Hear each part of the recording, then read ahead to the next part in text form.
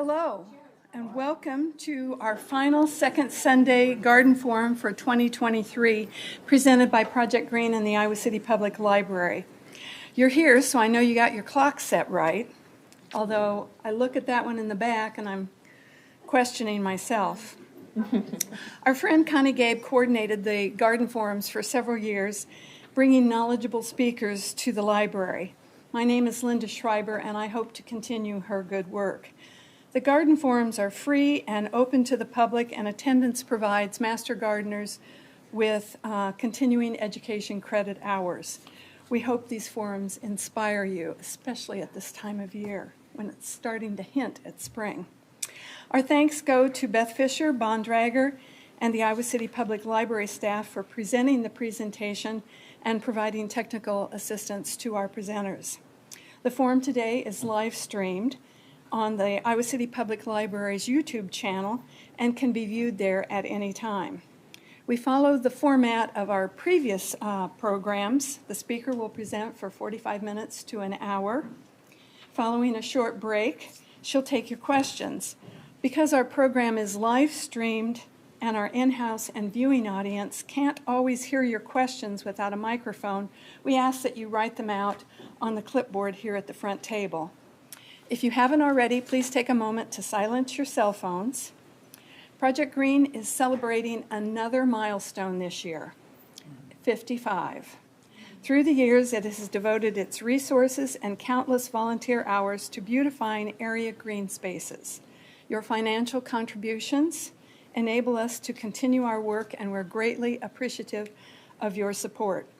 Donations can be made online at the Project Green website, projectgreen.org, at the Community Foundation of Johnson County, Project Green Endowment Fund, or via the City of Iowa City Green Fund.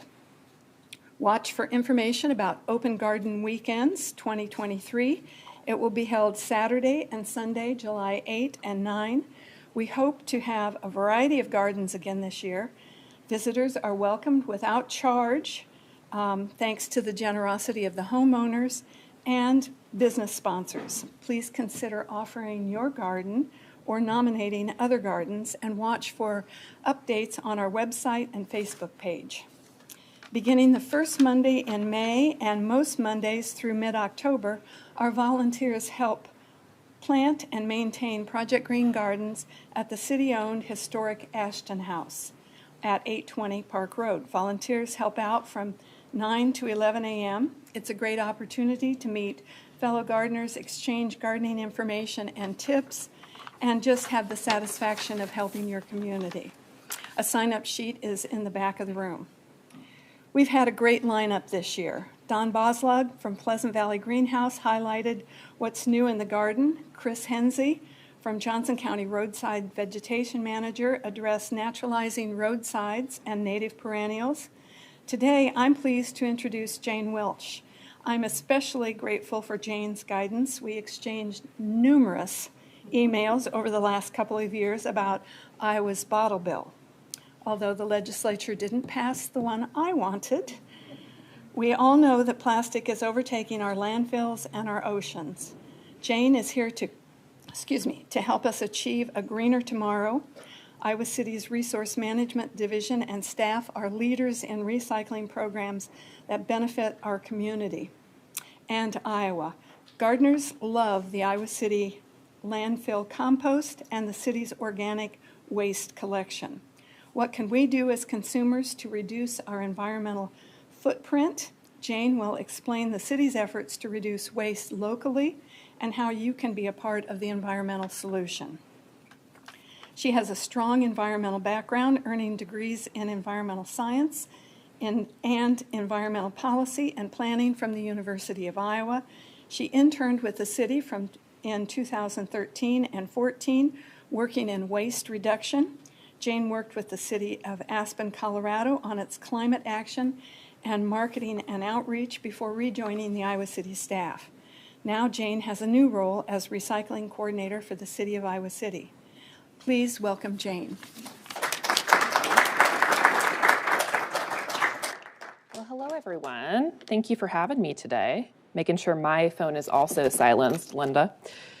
Okay, as Linda said, I'm Jane Wilch. I'm the City of Iowa City's recycling coordinator, and I am part of the resource management division. So what we're going to do today, we're going to spend quite a lot of time actually reviewing programs and services that are offered by our division, because in my opinion, and I think a lot of you probably agree, in order for us to have meaningful participation and make a positive environmental impact, we have to know what's available to us for services. We have to know how to use those programs correctly.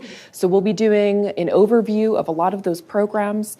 We'll also talk about a lot of different ways that we can engage in those solutions.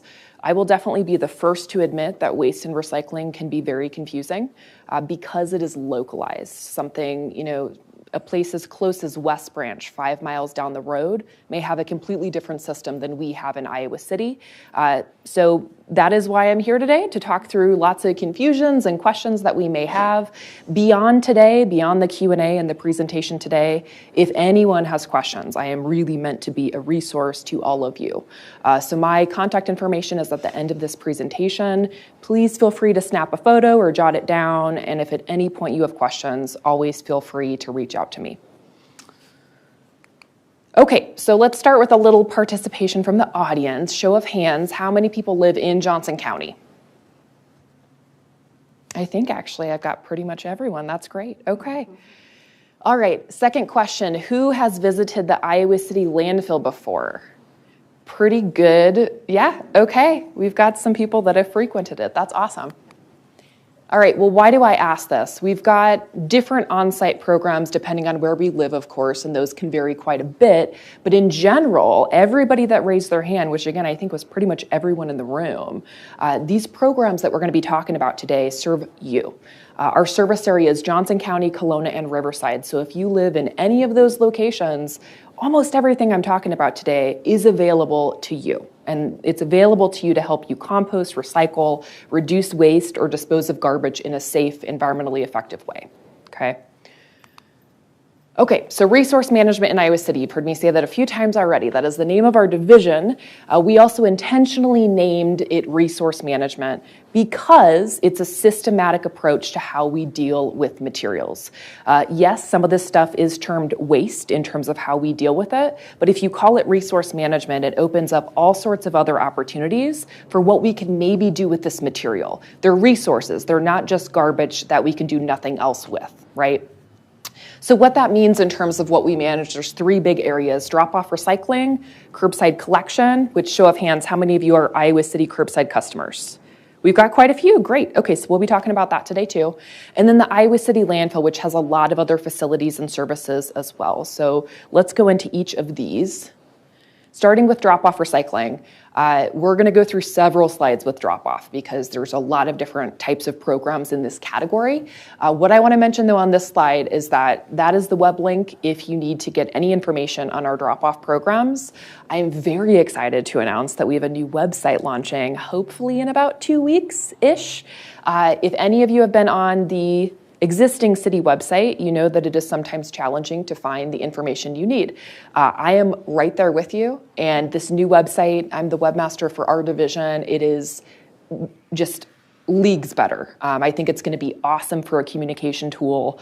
So look forward to that. I think it's just way easier to navigate, find the information you need, which, as we know, with the municipal government, there's a lot of information and you have to find a way to display it in a way that works for the customer. So I think this is going to be a lot better.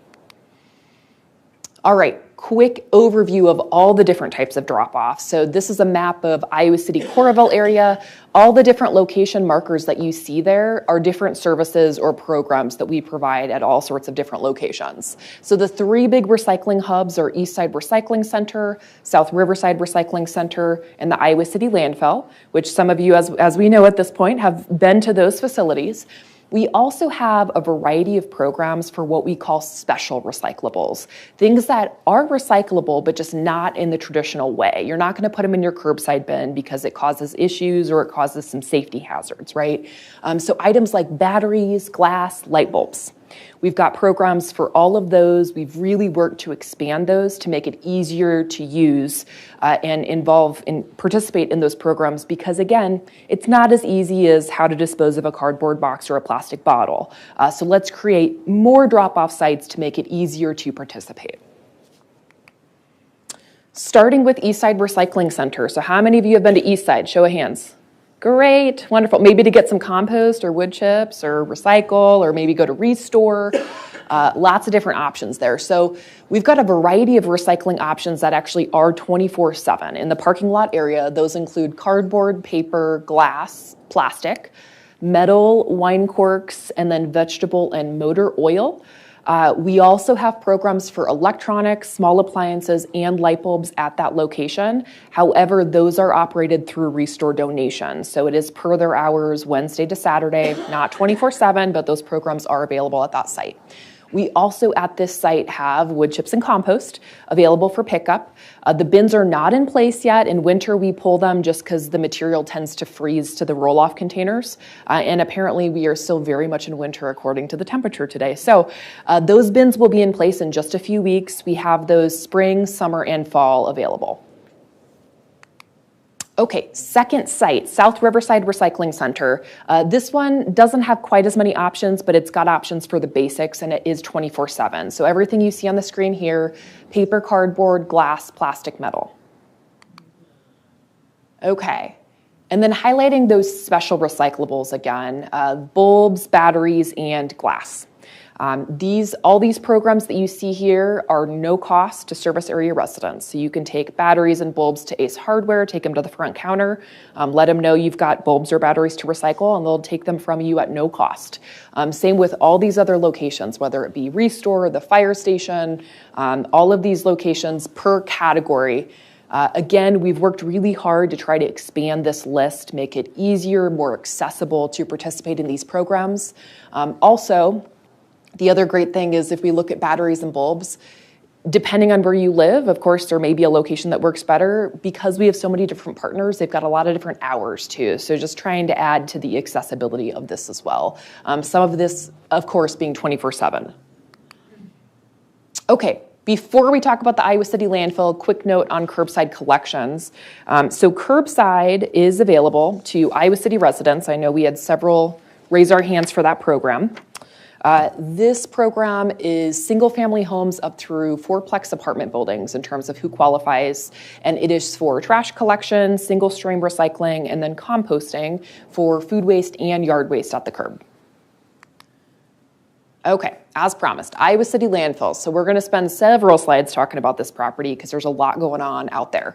Iowa City Landfill, west side of town. A lot of you already know where it's located. If you go to the landfill and you look down to our active landfill cell, this is what it looks like. So an active cell, what that means is it's just the engineered hole in which trash is currently being buried. If we think of the entire landfill, it's 400 acres. At any given time, we have a very small area that is actually open receiving garbage. So I'll show you an aerial map in a minute here, but this cell that we're working in right now is about 7 acres. So again, 7 acres of a total of 400 acres of the entire property. And even at any given time, we have a fraction of those 7 acres open receiving garbage. The reason being is we want to cover garbage as quickly as possible, secure it in place, compact it in place because of litter control. We want to reduce our environmental impact as much as possible. So we are constantly covering the garbage to reduce litter. You probably have also seen a lot of notices in the last few months about the landfill closing early. That is entirely related to litter control. If it's windy, if there's bad weather, it makes it harder to, when a garbage truck is emptying a load, for us to secure it effectively. So that's why we close early. And what we're doing the rest of the day is our staff is out literally picking litter up all across the property. So just to give an example, I know it's frustrating sometimes when we close early, but that is the reason. It is absolutely related to environmental protection, making sure that we're not expanding a negative impact beyond our property. Okay. Now, that kind of does just look like a hole, right? Like we can admit it. It looks like a hole, okay? there's a whole lot more going on than just that. And I've included this slide. We're not going to go in detail of everything that you're looking at here, but this is a cross-section of a landfill cell. There's a lot of engineering, a lot of planning, urban planning work that goes into before we even put a piece of garbage in a newly built landfill cell to ensure that we are reducing our environmental impact and taking into account environmental mitigation as much as possible. So for anybody interested in learning more about landfilling and what we're doing locally, we did, City of Iowa City, via our great City Channel 4, did produce a video called How Does a Landfill Work? It is entirely about our landfill. It's not generic, it is about the Iowa City landfill. So if you want to learn about what the process is for that, please check that out. It's longer than what, I think modern day TikTok, Instagram, 30-second videos are. It's probably about 7 minutes or so, but again, really good deep dive into what's going on with the landfill if you want to learn more. Okay, as promised, the aerial map. So ignore where it says future cell. This is actually an older map, but we like to use it in outreach because it doesn't have all the additional engineering layers of the groundwater wells and methane and leachate and everything else. Just a little bit more understandable.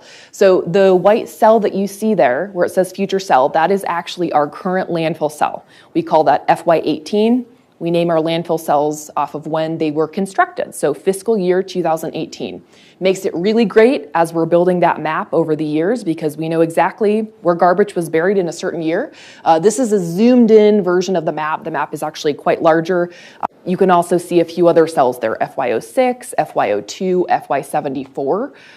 Again, really great resource for us to have a history lesson of what was happening when on this property, which has been in operation since the early 1970s. So what I want to point out here, just so you're aware of what our current landfill cell looks like. So again, if you've thrown anything away in the last 2 weeks, that white box is where it's at. It's about 300 by 900 feet in size. Like I said, about 7 acres. We take in about 400 tons of garbage a day.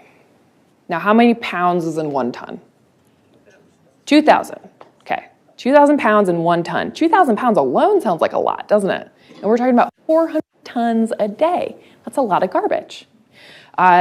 We'll be talking about solutions in a little bit here, but how many of us have a trash can at home? Show of hands. I'm guilty. I've got a trash can at home. How many of you have a recycling bin at home? Okay, yeah. We all participate in this system, right, for better or worse. Meaning, and although it can sound kind of serious that, okay, we're all part of this, right, and we try to do landfilling in the best, most environmentally safe way possible. But when I say that we all have trash cans at home, that means that we are also all potentially part of a really awesome solution, okay? So again, we'll delve into that in a little bit here. 400 tons a day, about 130,000 tons per year. This cell was built in 2018. At that time, based off of projections and current garbage trends, we estimated that this cell would last 7 years. It's not going to. We have accelerated the design for our next landfill cell because this is going to fill up faster than what was projected. Why? What's happened in the last 5 years? And I want COVID, absolutely, that's one of them. What's another event that's happened? I didn't hear the first one. COVID, pandemic. Oh, yeah. Yep, that is absolutely one of them, Joan. Yeah. Any? More people, sure. What else? More plastic packaging. More plastic, okay, think natural disaster. Derecho, everybody says it at once, yep. So those 2 events, okay? And again, the projections we base that on is what we're throwing away, right? It's based off of what our service area's needs are, how much garbage we know we're producing on a daily basis, and what's gonna meet that need for that time period, okay? Now, all of a sudden, we had 2 huge events which completely changed everybody's lives. With the pandemic, what were we doing? Let's think April 2020. What were we all doing? Staying home. Were we going to the grocery store? No, we were probably ordering food to be delivered. Were we ordering, were we eating at restaurants? No, what were we doing? Takeout. Were we shopping at Target and Walmart in person? No, we were probably ordering things and having it shipped to our homes for social distancing. In plastic, in cardboard, in all sorts of packaging, right? I have no hard feelings towards that. We were in a really difficult spot in the world. That was public health response, right? There was no other way to do it because we'd never been through anything like that before. And we fully recognize that. But anytime you have a massive shift in the world like that, it is going to affect what's happening here. Because this is completely based off of numbers that represent our daily habits and behaviors.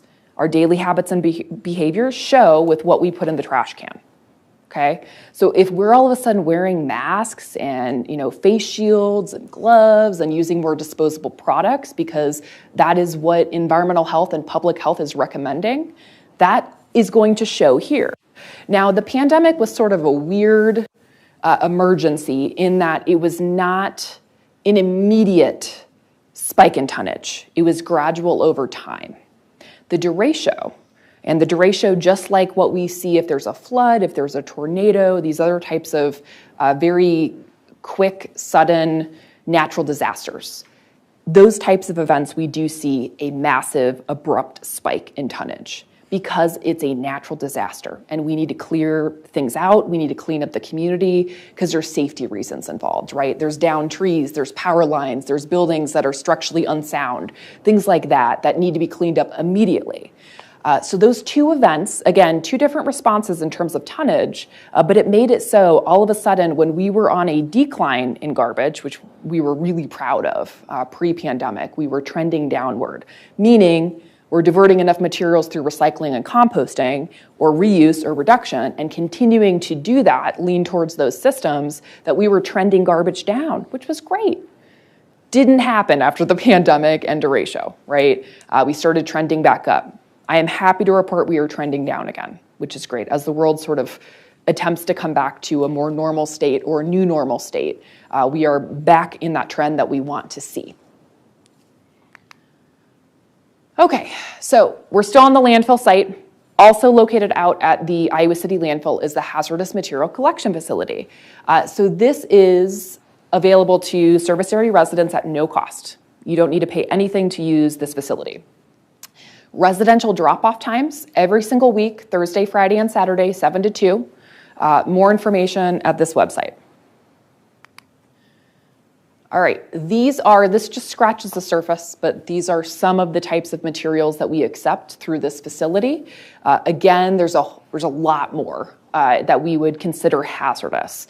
And some of them are fairly unusual examples. I'm gonna throw out just a really random one, like photo-developing chemicals, right? A lot of us don't have those, but that's hazardous and we can accept it through this facility. So if at any point you don't know, you've got something and you're thinking it might be hazardous, you're probably right, it's probably hazardous. But if you wanna check, give us a call, shoot us an email. We can certainly confirm that. If it's not hazardous, we can help you figure out what you should do with it. So common things that we typically see through this facility, a lot of oil-based stains or paints, fertilizers, lawn care items, cleaners, batteries, of course, needles, sharp syringes, medical related, and then some weird stuff that maybe we wouldn't think is hazardous, but it is. Things like hairspray, nail polish remover, common bathroom products that, again, we don't always necessarily associate as being hazardous. Okay, this is probably my most unpleasant slide, but I insist on keeping it in my presentation. First of all, these are not stock photos. These are from our landfill. These are photos that either our landfill operators have taken and sent to me, or they have brought me the battery and I have taken them myself. So what you are looking at here are batteries that were improperly disposed of in the garbage. This is why we cannot stress enough, do not put batteries in the garbage. What ends up happening is if a garbage ends up in a trash load, our dozers and compactors, these huge pieces of heavy equipment, run over that garbage to tear it up. We rip the garbage up because we want to be able to Tetris it, right? We want to pack it, compact it as efficiently as possible in that landfill cell to maximize landfill space. So as we're going through that process, if a battery is in that mix and becomes damaged, it sparks, starts a landfill fire. Very, very, very hazardous. In fact, how many of you were in town when the big landfill fire happened, 2011, 2012-ish? Yeah. That we strongly suspect was a battery. One little battery causing a pretty terrible disaster, right? So we want to make sure that batteries are properly disposed of through those programs. That is especially why we expanded our drop-off locations for batteries. What we also did in that program expansion was we expanded the accepted materials list. So we said, you know what, it's confusing to just say, we'll accept rechargeable, but, and then list things that are exceptions. That's confusing for outreach and education. So we completely changed the program over to be able to now say, if you have a battery, we'll take it. It doesn't matter what kind, bring us your batteries. Alkaline, rechargeable, nickel cadmium, lead acid, lithium ion. I don't care what it is, bring it to me. We'll take it at no cost, okay? That, luckily, what we've seen is a reduction in landfill fires. That's exactly what we wanted. And the other benefit is there's a lot of recoverable materials in batteries. So great, let's recycle them. Let's use those materials again, especially since a lot of them are minerals, precious metals, things that are really hard to extract from the earth. So let's use what we've already extracted. So what you're looking at here, most of these photos are batteries that are charred already, so they've already been on fire. The one you see up in the upper left is a damaged battery. You can see that battery's kind of swollen. So if you're ever wondering if a battery is still okay to use, if you see leaking, if you see corrosion, burnt spots, if you see swelling, that is something that you want to act on immediately and bring it to our facility. If you have a damaged battery, we want that to go directly to hazardous material, not one of those other drop-off locations. Bring it to us because we actually have a special bin just for damaged batteries in case they happen to ignite, okay? Okay, hazardous materials, swap shop. So this is my last note on this. This is a service that is available to all of you. It is sort of like a secondhand store for cleaners and other hazardous material items. So when folks bring in different items to dispose of them, our operators go through everything, and if there's something that's in really good shape, gently used, not expired, some things that maybe don't even have a seal broken, we put in the swap shop.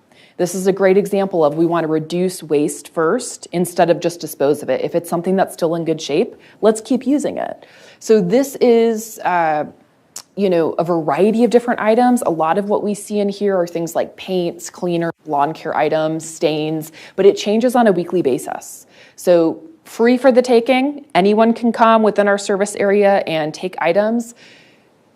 Again, we're bringing in items every single week. So similar to a secondhand store, it changes on a weekly basis. So if you're looking for something, come check it out frequently. We'd love to have you. Jane, where is that? That is right at the hazardous material facility.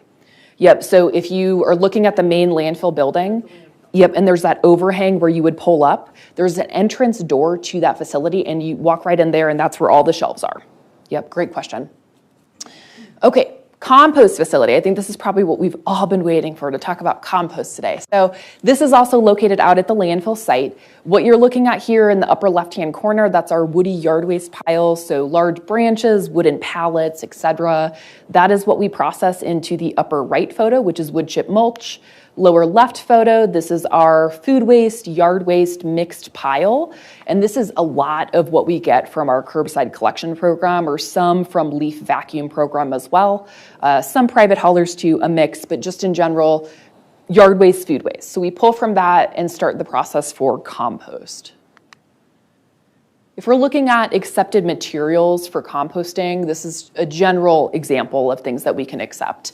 All sorts of yard waste, including even invasive species like garlic mustard. We sometimes get questions about that. Break those down. I think we're good. To break that material successfully down so you don't need to worry about it germinating in that finished compost product. Food waste. Of course, all sorts of food waste. Now, different than a backyard compost pile, we can accept some materials that are termed hard to compost. Things like meat bones, dairy, seafood shells, things like that, that we wouldn't want to put in a backyard pile. We can take those here because our material gets to a hot enough temperature, we can break that down. We can also accept lots of seasonal items. So in the fall, we get lots of pumpkins and gourds. We also get a lot of leaves. December, January, we see a lot of holiday trees come out. When they are grinding that material during the time when we have a lot of trees, it just smells like a pine forest, which is quite lovely out there. And then, spring, when everything kind of explodes grass and garden-wise, we get a lot of grass in our compost system. It just depends on what's happening throughout the year. So from start to finish, the composting process takes about a year.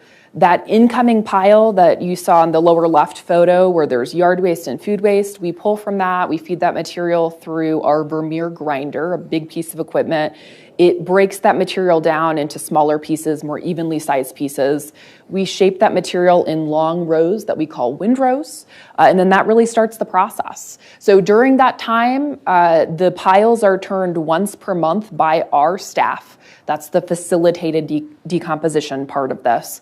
We've got bugs, worms, microbes working away in those piles. They're breaking that material down. As they're breaking it down, they're creating some water vapor, some heat, some carbon dioxide. That is why it is so important for us to come in and turn those piles once a month. That helps to regulate that temperature, put some oxygen back in that system as well, which keeps those bugs happy, keeps them working away. During that time, we want to make sure that we're maintaining a temperature for at least a 2-week period of 132 degrees or higher. And oftentimes it's very easy for us to get higher than that.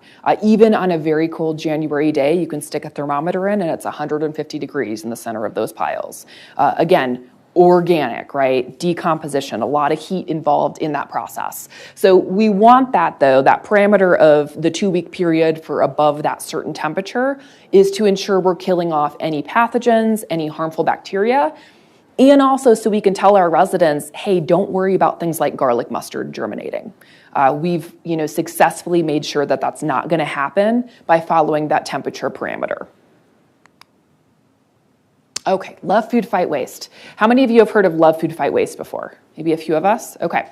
So this is a program that we launched, a collaboration between the City of Iowa City and Table to Table, our local food rescue organization.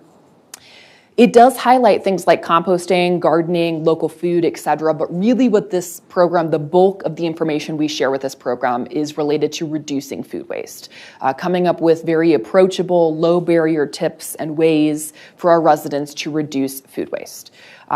Anything for topics, anything from freezing, storage, shopping tips, reviving food, things like wilted lettuce and stale bread, ways to get creative with those foods so we don't have to throw them out, curbing holiday food waste, lots of different topics. So if you're interested in learning more, check out this website. This is where we've got our current March topic, which is local food. We also have all our other topics archived as well. If you want to check out anything from, again, the storage tips, freezing tips, et cetera, we've got it all there. Okay, we are still talking about the landfill. We're not done yet. So recycling programs now. Lots of different programs available out at the landfill site. We sort of consider this our mother site in terms of we've got lots of those satellites around town. This is where we have all the programs located. This is where they're kind of all based out of to start. So light bulb recycling, of course, appliances, electronics, book recycling, hardcover and softcover. We've got book recycling out at the landfill. Tires, scrap metal, motor oil, vegetable oil, and then of course the basics, glass, plastic, cardboard, paper, metal. And I think a lot of us have been out to the landfill, so you know what this looks like. If you haven't, this is the layout. If you are coming out, let's say, with glass, food waste, and hazardous material, you're going to stop at 3 different locations. If you have not been out to the landfill and you want some guidance on the wayfinding and just kind of where things are at on the site, we do have a great video that we came out with all about that, just basically site orientation. It's on our icgov.org /landfill page. You can always email me too, and I can send you a link to that. Jen and I are the hosts of that. If you want to see more of me, we're fumbling through that video. So, okay. What can't go in the trash? This is important. There are certain items that are banned from the landfill, and what that means is it is illegal to put these in the trash. They need to be diverted through recycling, composting, other disposal programs, okay? So all of these except for the TV and computers and cardboard were part of the Iowa Waste Reduction and Recycling Act in 1989. So that means that oil, yard waste, lead acid batteries, appliances, and tires are all banned from all Iowa landfills. No matter where you go in Iowa, you are not legally allowed to put any of those materials in the trash. A few years ago, Iowa City decided we wanted to add a few bans to that. So just specific to the Iowa City landfill, cardboard and TV and computer monitors are not allowed to go into the landfill. There are two motivations for having a material banned from a landfill. It's either that it's hazardous, and as strange as it sounds, we want to keep our trash as clean as possible because it reduces environmental impact if something were to go wrong. If it's hazardous, we want to make sure that that's handled in a responsible way. That could be lead acid batteries, that could be oil, that could be some of the other materials in appliances, for example. The other reason for a ban is it is a recoverable material with a strong recycling program, and it just doesn't make sense for us to landfill it. That's just a waste of space, and we're not using those materials anymore. So that's exactly, it's a perfect reasoning for cardboard. Cardboard has a great recycling program, super recoverable. Let's not landfill it, okay? So speaking back to 2020, when everybody's ordering stuff in, and recycling very much being an economic system, paper mills did great that year, right? They did. Because of cardboard boxes, Amazon, you're ordering from Target or Walmart or whatever, all that comes in cardboard. What else happened in 2020 that we were all panicking about? We ran out of what? Toilet paper. Paper mills were just loving it, I'm telling you. Because again, there was a huge demand for their product all of a sudden. So, all right, landfill breakdown. About every 5 years, we are lucky to participate in the Iowa Department of Natural Resources Waste Characterization Study. So this is a study that happens at a variety of landfills across the state. Iowa City has participated in the last 3 or 4, which is great because that makes it so we've got a data set over 15 to 20 years, and we can look at that and say, all right, we're doing better on cardboard but worse on food waste, or better on glass but worse on plastic. It helps to shape our programs, figure out, well, what's working well, what's not, what materials need more focus. So from the last study, which less than a year ago, we had this study May, June 2022, the data that came back from that stated about 18% of what's going in the landfill is paper. About 24% is organics. Now keep in mind that's more than just food waste. That's yard waste, diapers, rubber, other things that we would call organic too. 14% plastic, 5% metal, 2% glass, and then some other smaller categories within that as well. Okay. So now I promised we would talk about solutions. What can we all do to make a difference? Again, getting back to that term, resource management. What we see for 1, 2, and 3 here, I want us to always approach this in that order. We want to reduce waste first. That is the first priority always. Interestingly, I know everything we've covered so far in this presentation is number 3. Because for us to participate in number 3, we have to do it correctly. So that's why, we need composting, we need recycling, we need trash. That's where we're at in society. So if we need those systems, let's use them correctly. So that's why we're highlighting those so much today. But the reality is, reducing waste is number 1. Then we want to reuse, repair, upcycle as much as possible. And then for those things that we can't do any of that for, that's when we have those other systems in place, okay? Now, how can each of us make a difference? Let's go through several different angles with this here. So what I'm first going to start with is 2 big tips here.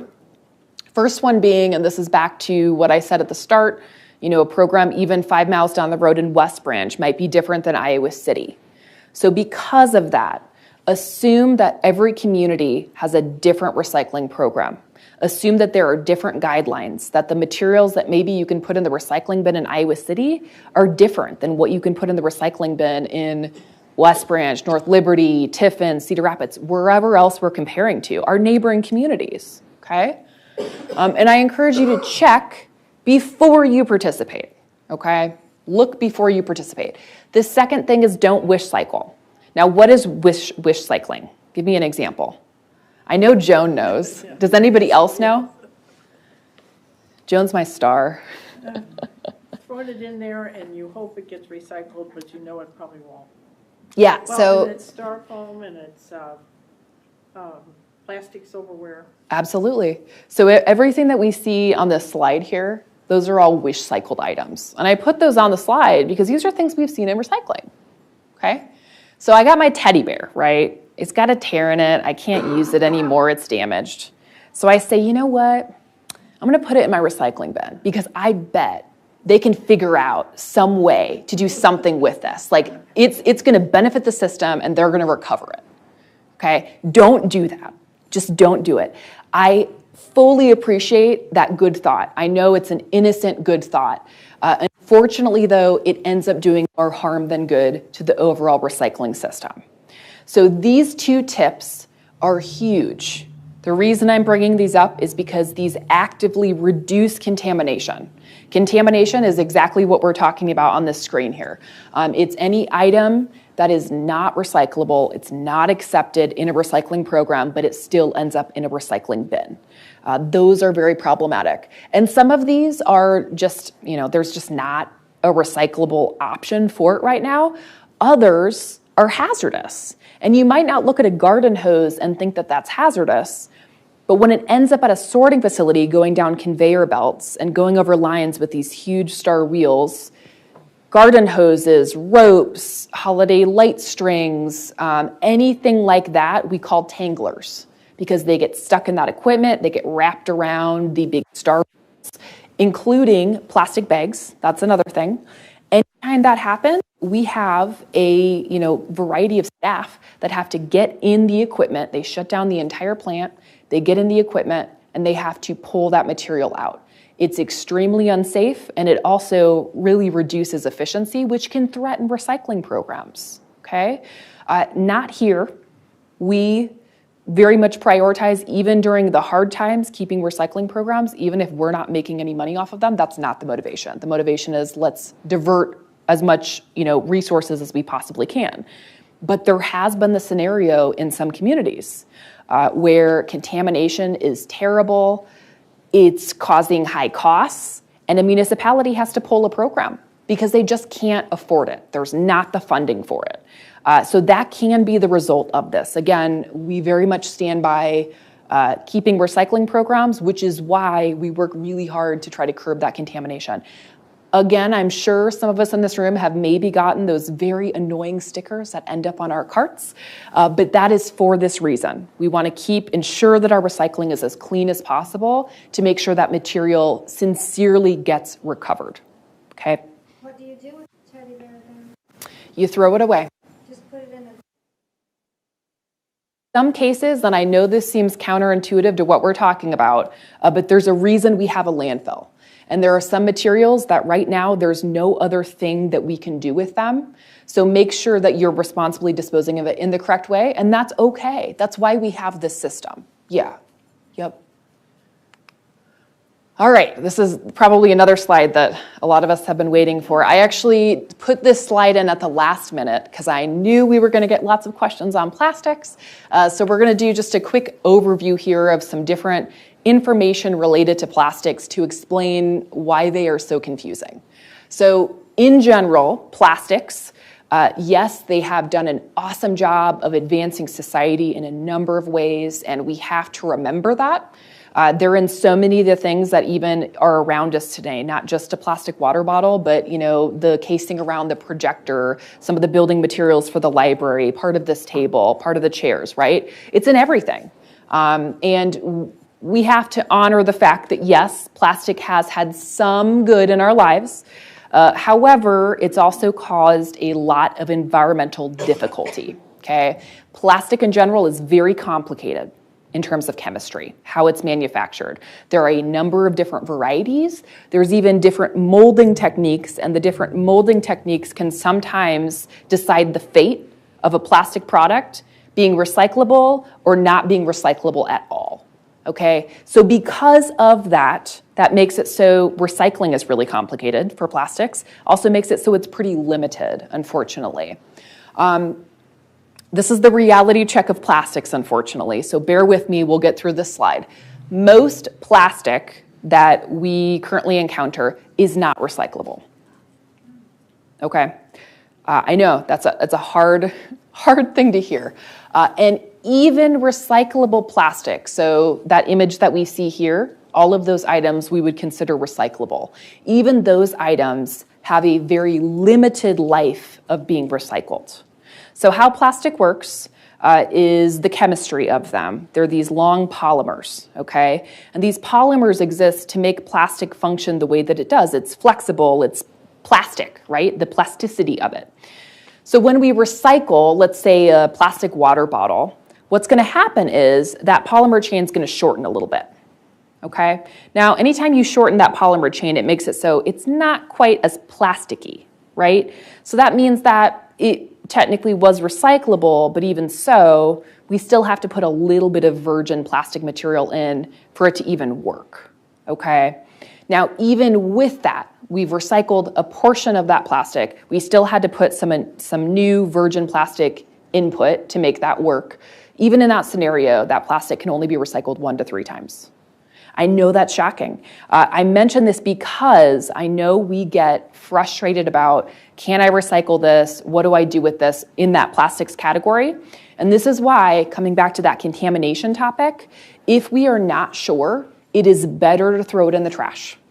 Because again, we don't want to contaminate recycling. We want that system to work effectively, and we don't want to affect other materials' ability to get recycled by putting a non-recyclable plastic item in that bin, okay? So what does that mean in terms of all the materials that we do interact with that are plastic? There is still the ability to recycle it. So anything that you have in this photo, and really the category that we call for this is bottles and jugs. Anything within that category, there is still some recyclability. So let's recycle it for whatever amount of times that we can responsibly. So if you see anything in this category, that's fine to put into the recycling bin. If you are not sure, don't put it in the recycling bin or ask me, okay? We'll have plenty of time during questions if there are more questions on plastic as well. Are there numbers on the ones that are recyclable versus Mostly, yeah. So the question was, are there numbers on the plastics that are recyclable? Mostly, but we actually don't want to go by numbers. We'll talk about that a little bit too, yeah. And we can certainly during Q&A delve into that a little bit more. Okay, upstream and downstream. This is a concept I love to include in presentations. If we think of a product, any product, this is a great way to frame it in terms of environmental impact. So a cotton t-shirt, for example, the downstream of a cotton t-shirt. What do I do with it when I'm done with it? I've got a tear. Do I recycle it? Do I compost it? Do I put it in the trash? If we think of the upstream of that, the upstream of that cotton t-shirt is everything that t-shirt went through to get to me, the consumer, to show up at the store and buy it. So cotton, right? That's agriculture. That's a lot of energy, water, fertilizer, manpower, machinery that went into even just the agricultural portion of that. You had to harvest it, you had to process it, get it to a factory where it can be made into a t-shirt, probably then went to a distribution center, then eventually ends up at the store for Jane to walk in and buy it, right? So we go through this explanation because I want us all to be aware at how much embedded environmental impact there is in every single product that we buy before we even show up at the store and make that purchase. Meaning it is not just about the downstream. Okay, and that is why we say, number 1, reduce waste. Number 2, reuse, repair, upcycle, because it's honoring the fact that there's a lot of embedded environmental impact, okay? Now, being aware of the upstream meant to make us wiser consumers, so let's talk about that side of things. I guess first let's talk about a cell phone. That'll be another example real quick. So if we look at this map, these are all the different locations where we might have to derive ingredients from to engineer and build one cell phone. Now, I consider myself a pretty well-traveled individual, and I can confidently say that my phone is better traveled than me, okay? Again, before it even got to me. So let's consider within that. Where do the materials originate? The materials that make up my phone. Petroleum for plastic, obviously. We've got minerals, we've got rare earth metals. How are those materials mined? Who mines them? Who manufactures it? What are those working conditions? How are those workers treated? This is a scary topic. I know we've got, many things to work on and improve within our own country. But if you consider that last point, we're pretty lucky in terms of worker rights, safety regulations, et cetera, compared to a lot of countries around the world that do not have those same, advocacy or rights. We are participating in a system that has to pull ingredients from those other locations that don't have the same rules and regulations that we have in the United States. Something to consider. So the reality of what we're facing, the consumption of cell phones and other electronics continues to increase despite the associated heavy environmental impacts and environmental injustices upstream and downstream. I can tell you that from us managing an electronic recycling program, and we have the data to prove how much of an increase there has been in tonnage diverted, right? There's a lot of new electronics that come out all the time. We want the next best thing. We have a deal to upgrade our phone, so hey, let's go upgrade our phone. That results in an increase in what's being put in the waste end of that through electronics recycling. Okay, so let's quickly shift to the solution, because I know those were a few heavy slides there. So my solution to this is use our cell phones, use our other stuff wisely for each product's full life, meaning don't upgrade just to upgrade. Be smart about the products that we buy, what they are made of, how they were made, who made them. This is all part of consumer choice. And then, of course, if something breaks, recycle it, compost it, reuse it, dispose of it properly. That's why we have these systems. Okay, continuing to reiterate the solution beyond cell phones. Be smart about the products that you buy, what they are made of, how they were made, who made them, consumer choice. So when I say consumer choice, that is a vote with your purchases. So anytime you walk in a store and you decide that you're gonna buy brand A, that sends a message up the economic chain to the manufacturers that, okay, my consumers demand brand A.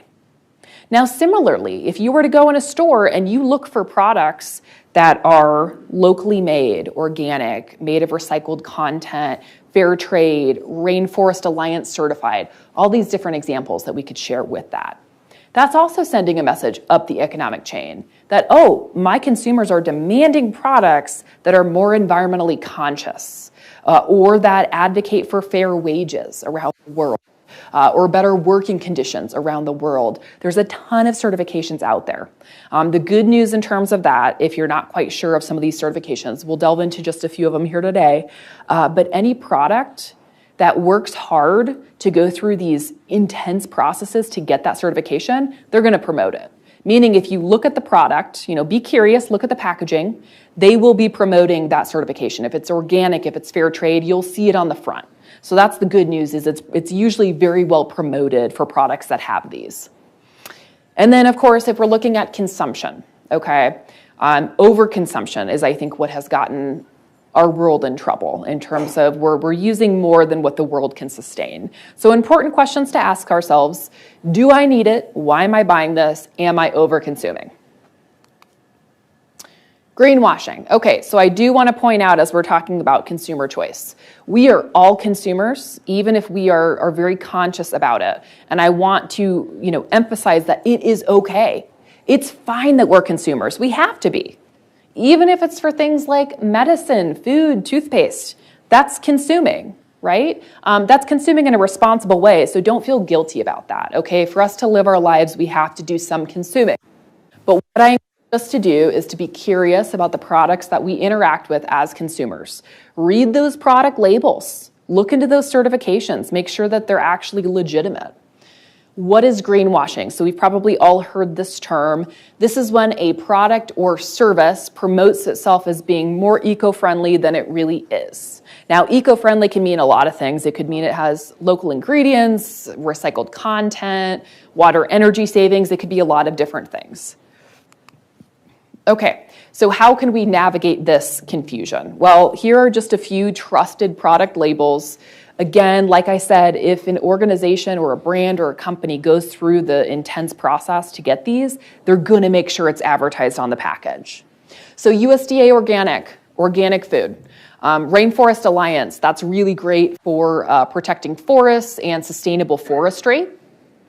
U.S. Composting Council, or BPI certification. So this is for if we're hosting an event and we're serving a beverage and we want a cup that is compostable because we want to compost at an event.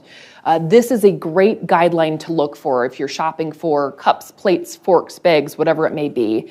U.S. Composting Council, so that is our national nonprofit for composting. In case you guys don't know, in the last few years, we've just had a statewide branch of that open, Iowa Composting Council, which is awesome.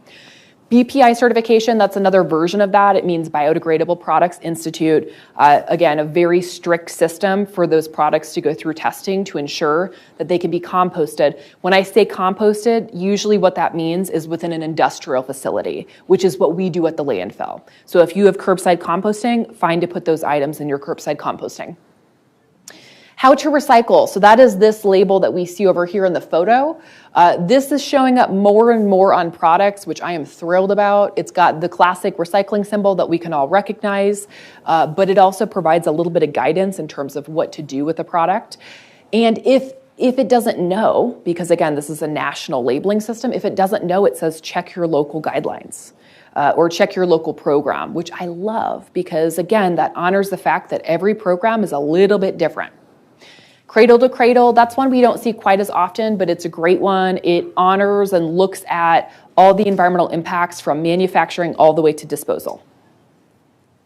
Okay, this next slide might shock us a little bit. I want you to be suspicious of that symbol. Okay, if you see it on a product, don't assume it's recyclable. At the manufacturing level, anyone can put that on any product that they want to. There's no guidelines behind it. It looks good, right? Because we all love that symbol. But you can't trust it. Chasing error symbol, or known as the recycling symbol.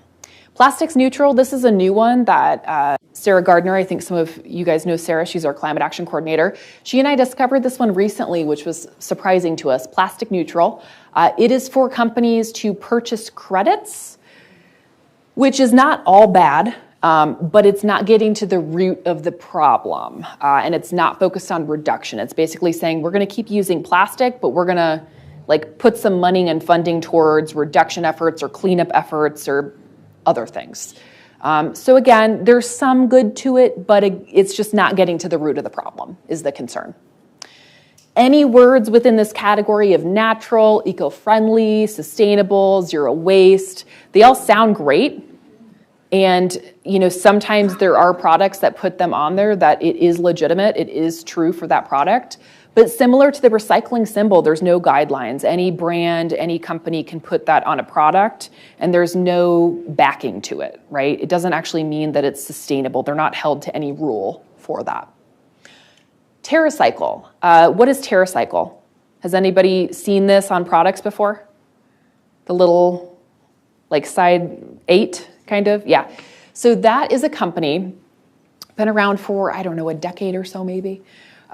It advertises all these zero waste boxes that you can get for things like toothpaste tubes, toothbrushes, razors, chip bags, candy bars, candy bar wrappers, things like that we already think of as, gosh, that's not recyclable. And so they've got these boxes that you can collect these items and send it to TerraCycle, and it is promoted that they recycle these items. There very well may be some recovering effort going on there. The reason that Sarah and I especially put this on the list of labels to question is because anytime a company does not tell you what they're doing with the material, anytime that there's a transparency issue, we put our red flag up. And Sarah and I especially have done a lot of research on this company, and we're just not quite sure what they're doing with the material. Again, I think there is some absolute good that they are doing, but we would like more information on what's happening to the material before we fully say, yeah, trust that label. So, biodegradable, this is a tricky word because if we see biodegradable, we might think compostable. Unfortunately, if it doesn't have those official certifications that we just talked about, the US Composting Council or BPI certification, don't put it in the compost bin. Biodegradable in some cases can mean that a product, let's say a fork, for example, something that looks like a plastic fork, let's say it says biodegradable on it. It could have some plant-based parts, but it also has part of it that's plastic. So that makes it so these are two uncompatible ingredients, meaning because the plastic's there, it can't be composted, and because the plant base is there, it can't be recycled, meaning it just goes in the landfill. And if any of us know what happens to organic material in a landfill, it's a direct contributor to methane. So then, not only you're trying to do something good, you can't recycle it, you can't compost it, it ends up in a system where it's producing a really potent greenhouse gas. So just don't use things that say biodegradable. Look for those other certifications. Lots of other labels out there. If you're not sure, research the label, check your local program, or ask. All right, I think I just made time, Linda. So this is my contact information. I think we're going to take a break and do a Q&A, but again, please, take a photo of this, jot this down. I am truly your resource. So any questions you have, I am always happy to chat through and we can figure out solutions.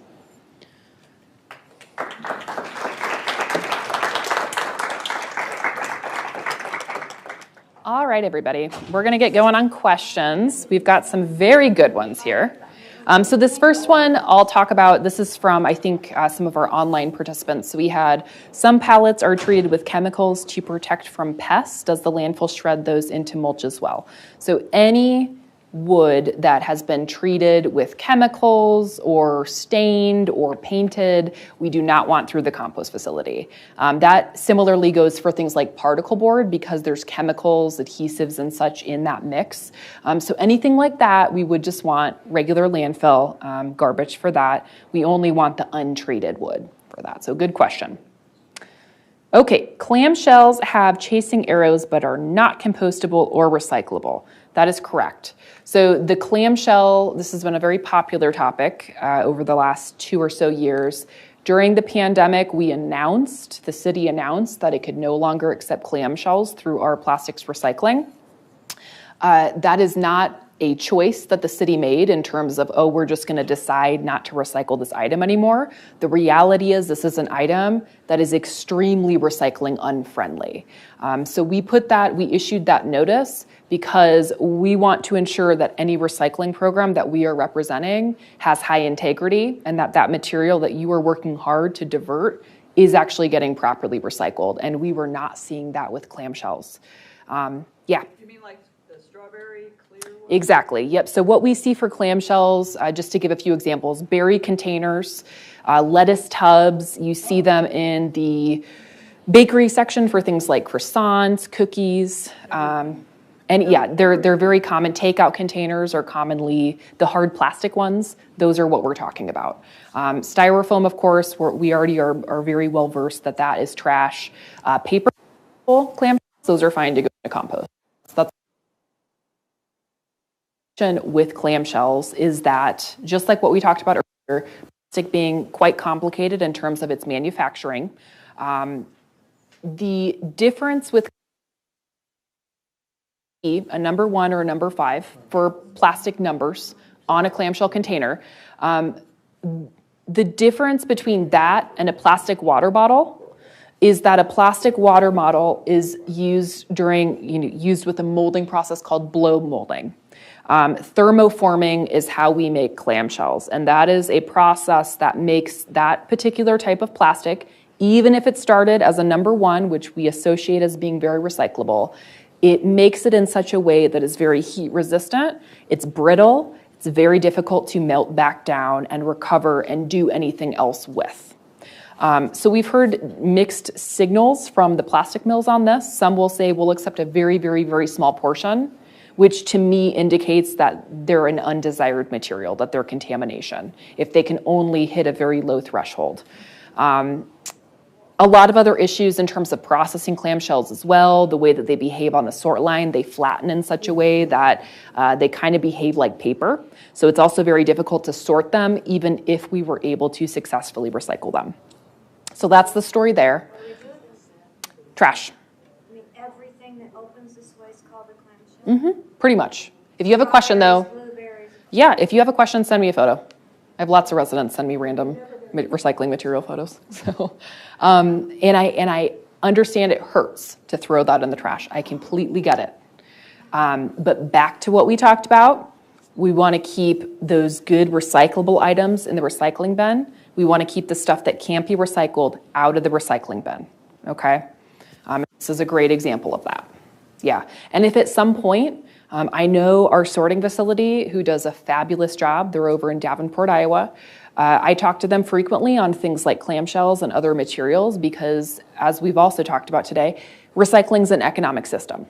It changes, it ebbs, it flows, prices change, availability of companies changes. We work really hard to make a recycling program look like a permanent expected program. And yes, that's how we want it to look public facing, but there's a lot going on behind the scenes to make sure that that program looks stable and permanent. Occasionally though, we do have changes. So clamshells, they are trying a pilot program right now with clamshells, but it's small scale. And until we hear more on that, we're not going to change our guidelines. You know, we want to make sure that there is a strong, viable outlet for this material. And if we're not seeing it right now, we're not going to say that we accept it. What could they use? What could they use instead? We don't even. I am an advocate for things that are not plastic. Yeah. So if we think of things like glass, metal, paper, and I'm not saying glass containers, I'm just talking about other types of material categories. Paper can be recycled 7 or 8 times roughly, so much more recyclability before those fibers break down enough that we can't do much with them. And then in that case, like, we can compost it. That's something we can do with that material. Glass, aluminum, these are materials that can be recycled 100% forever, infinitely, over and over and over again, without loss in quality or purity. Now that's very different than what we talked about with plastic, that even if we consider something recyclable for plastic, you still need an input of virgin materials to make the system work. You don't. So just very different type of material, not quite as sustainable. Yes, it has a lot of great applications. Recycling is not one of the best benefits for plastics compared to things like aluminum or glass. Yeah. But they don't sell strawberries and aluminum. They don't, and I fully recognize that there are some products that don't have options right now. And that's okay. If you're gonna eat berries, that's the container that we have to use right now. That's the reality, and it's okay. It is okay. Don't feel guilty about it. Like, of course, we're talking about all these other things that we can do to be conscious consumers and such. Where I would like you to focus your attention right now is with the products that do have options, right? There's a lot of difference we can make as consumers. There's some stuff that, yeah, we still need to improve, clamshells being one of them. But if we're looking at things like laundry detergent, toilet paper, all these things that we regularly purchase and have to consume that we need for our households, there are options for those. So let's make a good, informed, sustainable choice in those areas. We can make progress in those areas. Yeah. Okay, coffee cups with plastic lids. I'm guessing the question is, what do I do with them? So the plastic lids, best place for them is the trash. There's just not much they can do with that. It's also a small piece of plastic, which is difficult to recover at the sorting facility. Coffee cups, if they are paper cups, not with the foam on the outside like the ones that we have today, those would just be regular trash. If they are actual paper, yeah, those have some foam. If you guys feel the outside of them, there's some foam on them. Anytime we have mixed materials that are completely attached and you can't easily separate them, can't do much with it. It would just be garbage. I did hear from our sorting facility just recently, they're working on some facility upgrades and improvements where they will at some point be able to accept paper coffee cups that are cleaned out, no food residue in them. So good news on that front. Recycling, I would say mostly okay to put those into recycling. Again, with the big exception that if there's food residue, if there's things caked on that paper, don't put it in recycling, okay? Plastic tablecloths, reuse them, or once you are done with them, it would just be garbage, okay? How do you recycle gun shell casings? Was that your question? Yeah. So we talked about that a little bit. For gun shell casings, I had said if there are any ammunition or anything like that, bullets, etc., we want that to go directly to the police department, and you can take it to their 24/7 counter. Just you enter City Hall to the lobby. There's a door to the left, and you can go up there and hand them, any ammunition you have to dispose of. For shell casings, though, I wasn't 100% sure on that. So my recommendation was to check with the non-emergency police number on if they do want something like that, because sometimes they still want anything associated with guns. So it may be possible that they want you to drop that off. Otherwise, they can also give you guidelines of understanding the situation and say, no, that's fine for the trash. But I would recommend checking with the police department first on that. Do grocery stores recycle the plastic bags they collect? So it depends on what store you're looking at. I know some big brand stores may use different companies, but I'll share one example today. So Hy-Vee, for example, they work with a company called Trex. So they collect their plastic bags at all their stores. What they do is they send what they collect to headquarters in Des Moines so that they can bulk package it. And then they send it to Trex. And Trex is a company that we've probably all seen their products. They create the really durable plastic park benches or lawn furniture or deck furniture or even decking, like the decking material that's not wood. It's a really strong plastic composite that lasts a really long time. So that is what they use the plastic bags for. I can say Trex is a great company. There are a number of other companies out there as well. That's just the one that I happen to know a little bit more in detail of what they're doing with that. The other companies, I know Target, Walmart, Fairway, some of these other places accept plastic bags. I'm not sure which companies they are working with, but I can tell you that model in general is successful, where we collect it at several stores around a community or around a state. And anytime you can get that larger quantity, works really well for plastic film. We did have a plastic bag recycling program at Eastside a few years ago. We pulled that bin because we were told that a load or two had been landfilled and that there wasn't a market for this exact type of how we were collecting it. We didn't have the capacity or the space to, store that and get a large enough quantity like Hy-Vee can. And so that is why we don't do the program. But it works really well with a model for like Hy-Vee. Yeah. Jane, Yeah. tell them what type of bags can be recycled. Yeah. You and I have had that conversation. Sure, yeah. So yes, not all plastic bags are equally recyclable.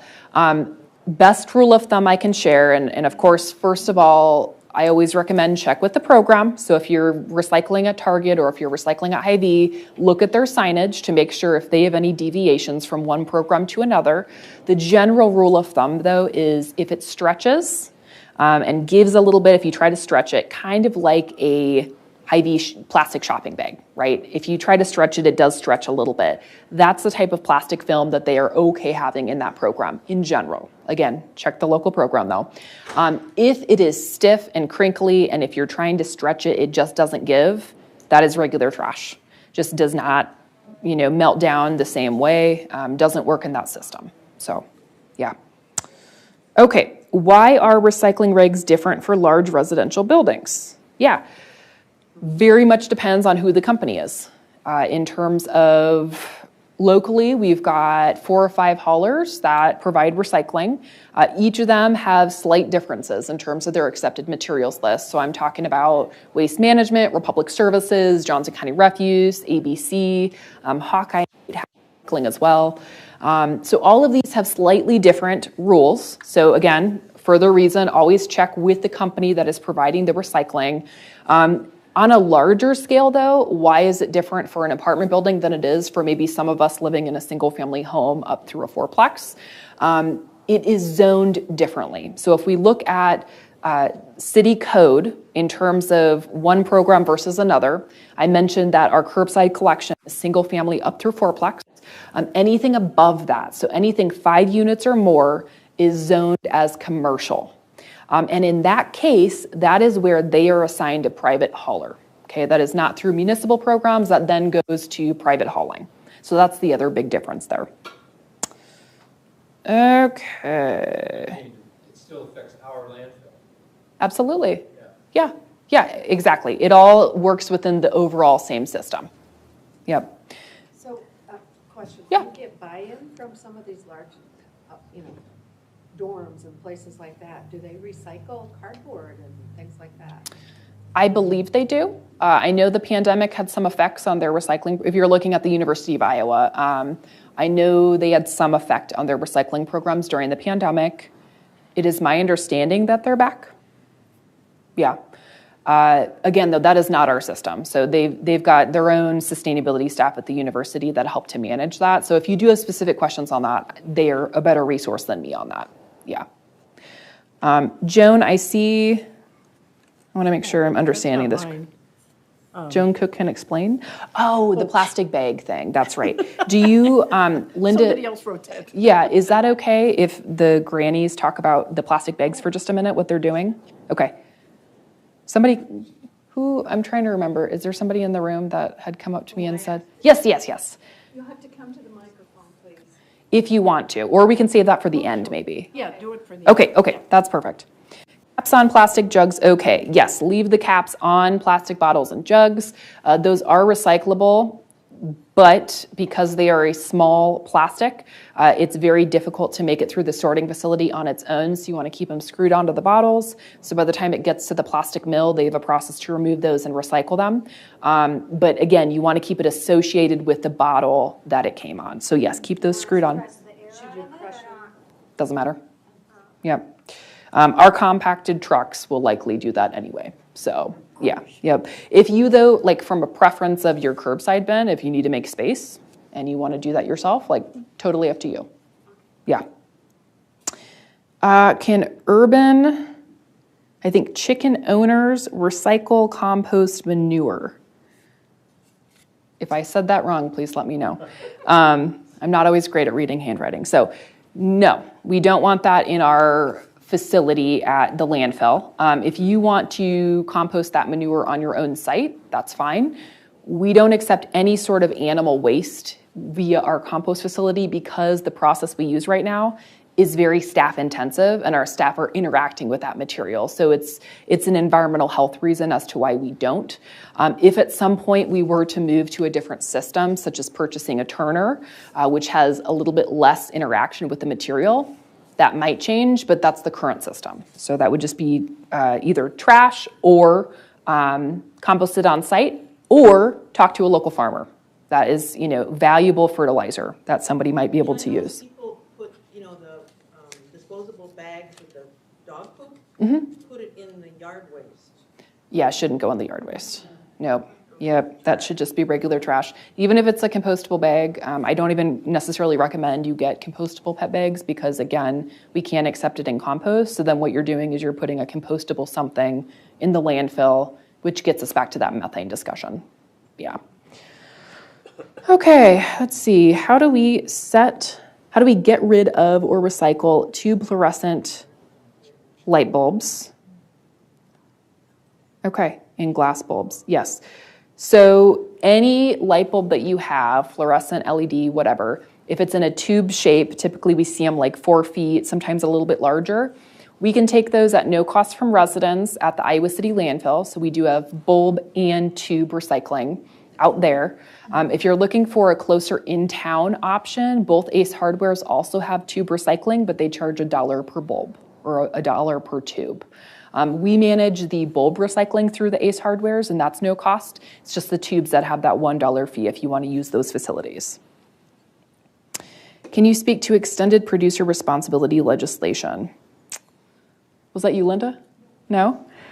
There has been some. But Yeah. I don't know where it is. So, gosh, there's a lot there. I would say for anybody that really wants to delve into that, go to the EPA's website because they've got a very interesting multi-year recycling strategic plan that they've laid out.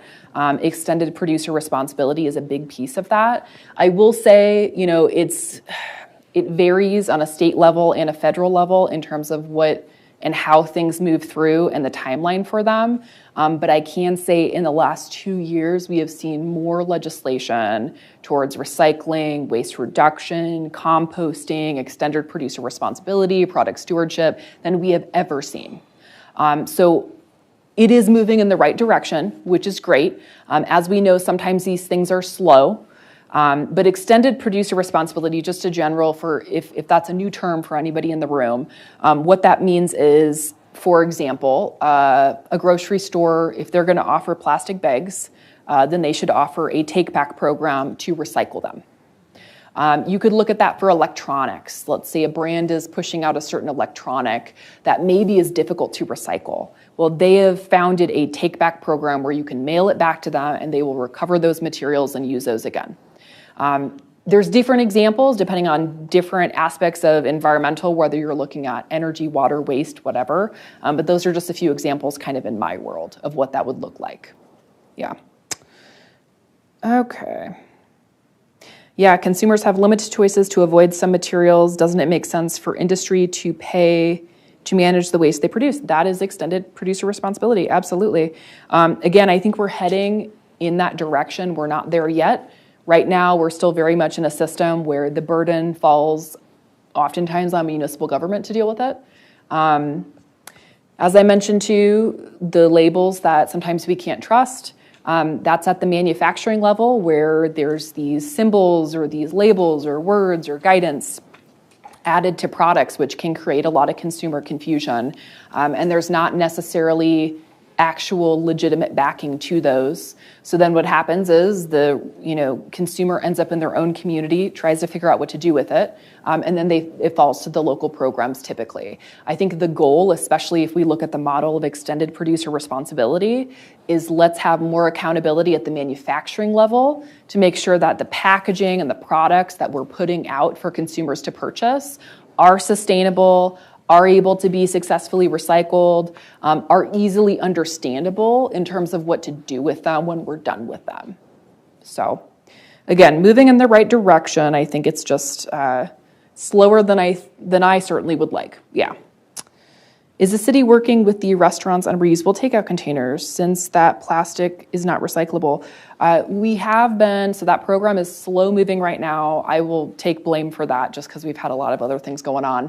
But what we've done so far is we did do a community-wide survey on plastics, on takeout containers, preferences, consumer preferences in general towards restaurants, recycling, composting. Had an awesome response. We got like 1,400 community responses, which was great.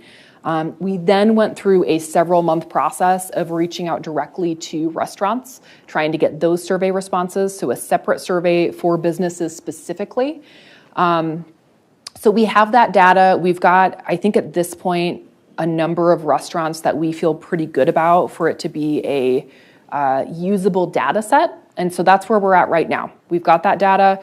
We're looking at how to interpret it. And then right now, actually, so Jen Jordan, who's my supervisor, she and I have been doing some brainstorming into, okay, here's the data that we're looking at.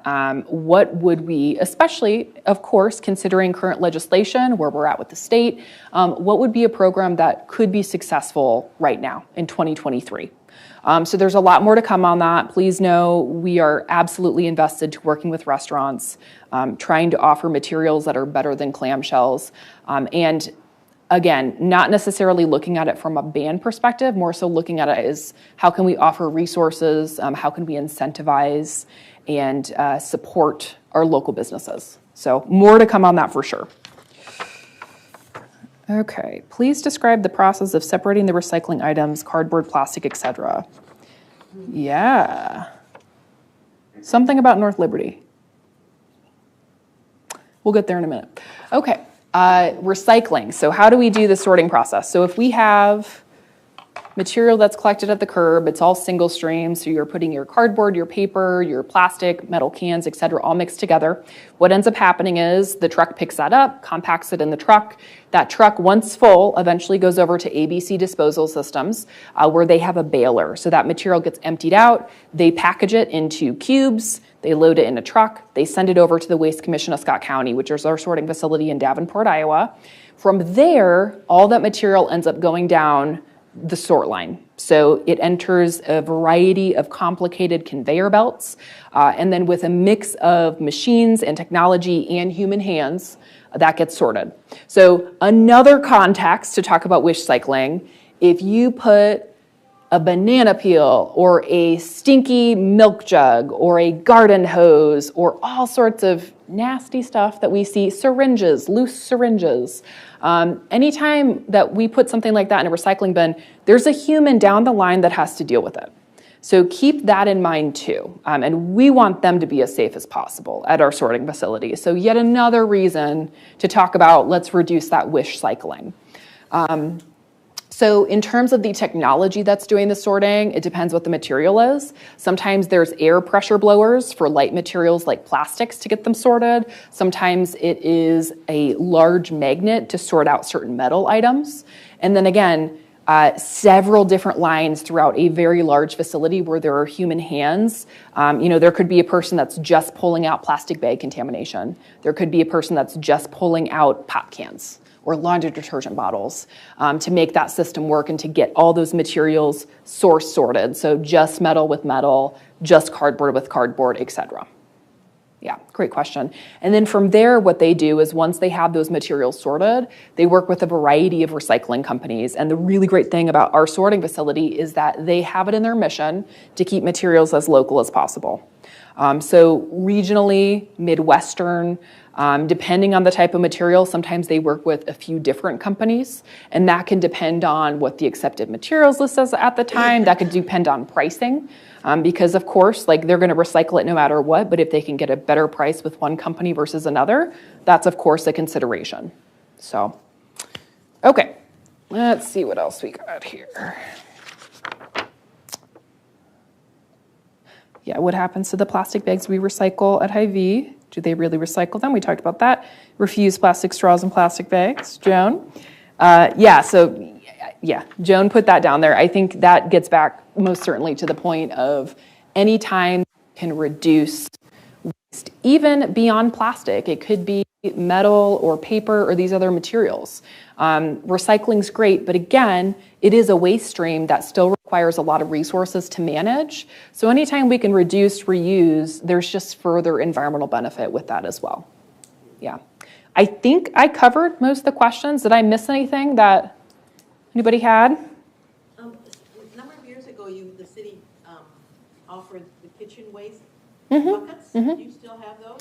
We do. So the question is, a number of years ago, we offered the kitchen food scraps collection bins. We do still have those available. So anyone that wants them, they're just a little 2-gallon container, makes it easier to collect food scraps in between taking them out to your curbside bin. Those are available at City Hall at the cashier counter. So if you enter City Hall lobby, go up that short stairwell to the right, that's the cashier counter there. Just let them know what you want. They'll hand you one. It's no cost. What do you do with them? Do you just dump them out into the bin? Yeah, it's just meant to kind of reduce mess in the kitchen as you're collecting food scraps. So especially for our curbside compost customers. So Yeah. at my house, I have a trash can and I put food scraps and other things that can't go in recycle and can't go in the yard waste. Shouldn't I keep all that in a bag and put it in so it doesn't mess up everything? Or should I be dumping it into my receptacle? Are you a Iowa City curbside Yes, customer? yes. So you have a yellow top bin? I do. Okay, so You can put it in a paper bag and put it in your freezer, which is, I have an extra chest freezer. So I put my compost stuff in a paper bag in the freezer, and then I put it out at So- trash day. Because I'm adding another plastic bag is what No, happens. no, when you not put plastic, it- paper. No, but what I've been doing is putting a plastic bag in with my garbage. Well, that's just adding more plastic. well, so food waste you can put in your yellow top container. Just put it in. You can just put it in, it can be loose. I understand that we've got some residents that like to keep their bins a little bit more tidy and reduce the mess. So keep in mind, we do not care if you put the food waste in loose. That is fine in terms of our rules. But if you want to keep it a little bit more contained, I use paper bags at home. Like I live in a condo where we don't have curbside composting, so I just collect it in like a Trader Joe's paper bag and then just bring it in. So yeah, that is absolutely fine. To kind of layer in the bin, keep the bin a little bit more protected, hold out, and things sometimes freeze to the bin, helps it loosen a little bit more. So newspaper's also fine. We've got residents that will sometimes wrap food waste in newspaper, no problem there, paper towels, all that's fine. Yeah. Yeah. Yep, you can put bones in curbside composting. So whether it be chicken wings, seafood shells, turkey carcass, anything like that's fine. Yeah, great question. Do they reuse tires? Do they break them up and do something with tires? So tires are one of the items that are banned from the landfill because they're so recoverable. There's a lot of materials in them that we can use again. So we work with a company out of Des Moines, Iowa called Liberty Tire, and they shred them up. They use them for a variety of applications. One of them, interestingly, is a material used in landfill design. So we send our tires to them. They actually send us some recycled material back anytime we're building a new landfill cell. The crumb rubber is actually what we use as our drainage layer. So in the landfill cell design, and again, if you go check out that video on YouTube, you'll learn about it. But the crumb rubber layer is near the bottom of a landfill cell construction. That makes it so as garbage sits in a cell, and you've got what we call the garbage juices, the leachate, the liquids, slowly through gravity fall down to the bottom. We want those to successfully make it through the drainage layer and not clog up those leachate pipelines, so that it can successfully get processed and sent over to Iowa City wastewater. So interestingly, we're using a recycled product in our landfill design. There's a ton of other stuff they use for them though, landscaping and lots of stuff. Yeah. So yes, those are getting recycled for sure. Do you still charge for dropping tires off? We do. Yep, there's a fee for tires. It's, let's see if I get this right, 15 cents a pound or something like that, $3 minimum. Something, I'd have to look up the exact, it's fuzzy in my brain right now. What's that? It's not so much a tire? No, it's not, it's by weight. Yep, it's by weight. So just a $3 minimum for sure. Better than throwing them in the river.